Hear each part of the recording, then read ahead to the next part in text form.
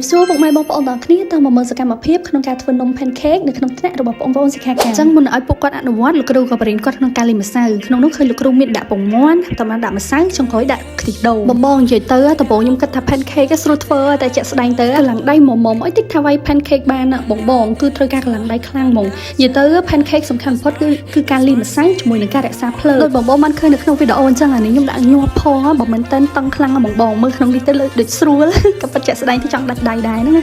តោះឥឡូវយើងមកមើលសកម្មភាពរបស់បងប្អូនសិក្ខាកាមវិញម្ដងបងប្អូនទាំងគ្នាវគ្គនេះដល់វគ្គសិក្ខាកាមគាត់លាយម្សៅហើយបងប្អូនទាំងគ្នាដឹងមិនបណ្ដោដៃលោកគ្រូគាត់ឃើញអូនដៃស្រាលពេកតែគាត់ឲ្យទៅឈរនៅមួយខាងលោកគ្រូវាយមើលហើយលោកគ្រូទៅវាយទៅឡើងបាច់ម្សៅឡើងស្រួលដល់ពេលយើងវិញអត់មានបបពិសោធន៍វិញគឺមិនបាក់វាយខ្លាំងហ្មងឥឡូវដល់វគ្គក្នុងការជិះនំម្ដងហើយបងទាំងគ្នាដូចខ្ញុំនិយាយពីខាងដើមអញ្ចឹងការធ្វើនំ pancake គឺសំខាន់ណាស់គឺការរក្សាភ្លើងហ្នឹងឯងតែខ្លាំងពេកគឺខ្លោចតែបើខ្សោយពេកអាចនឹងឆៅតែយ៉ាងណាក៏សូមតសារដល់បងប្អូនសិក្ខាកាមដែរនិយាយទៅធ្វើលើកទី1បានប៉ុណ្ណេះខ្ញុំក៏សូមតសារហ្មងណាឥឡូវដល់វគ្គឌីកចានៅបងនិយាយទៅថ្ងៃនេះខ្ញុំមានផ្លែឈើ3មុខមានសកានីសសកានីក្រហមជាមួយនឹងផ្លែអាលឹកហើយ step ចុងក្រោយដើម្បីបន្ថែមនៅអាចរសយើងក៏បន្ថែមនៅទឹកស៊ីរ៉ូបថែមពីលើទៀត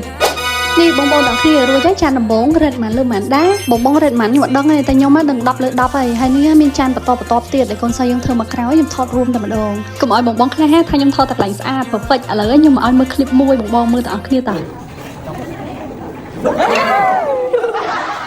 លើមិនដែរបងជួយខ្ញុំនៅថាធ្វើនំ pancake អត់ស្រួលទេគ្រាន់កាឡាំបន្តិចហ្នឹងអ្នកឈរមើលទាំងអ្នកថតទាំងអ្នកអីហ្នឹងណាអូយស្រេចឡើងពេញនឹងឯងបងប្អូនទាំងគ្នានិយាយទៅខ្ញុំសុំតសារ creativity គាត់មែនតើចាន់10ដល់ decor ខុសគ្នាហើយស្អាតទាំង10មកស្ដាយដែលខ្ញុំអាចយក clip ទាំងអស់ខ្ញុំបដាក់បានប៉ុន្តែខ្ញុំក៏បានថតនៅវីដេអូ clip ថតជាក្រុមមួយចំនួនដែរអញ្ចឹងបងប្អូនមើលទាំងអស់គ្នាតោះ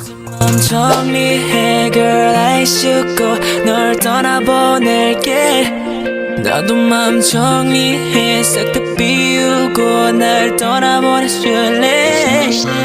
오늘도 꺼낸 말만 기죽어 여전히 바라보는 I was a boy sipping and it's fucking right 오늘도 꺼낸 말만 sipping and it's fucking alright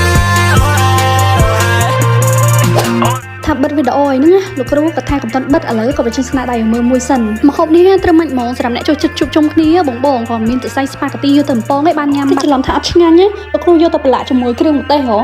ឆ្ងាញ់ជក់ចិត្តហ្មងបងហើយវីដេអូយើងក៏ចាប់ទៅត្រឹមប៉ុណ្្នេះឯងអរគុណច្រើនជួបគ្នាក្នុងវីដេអូក្រោយ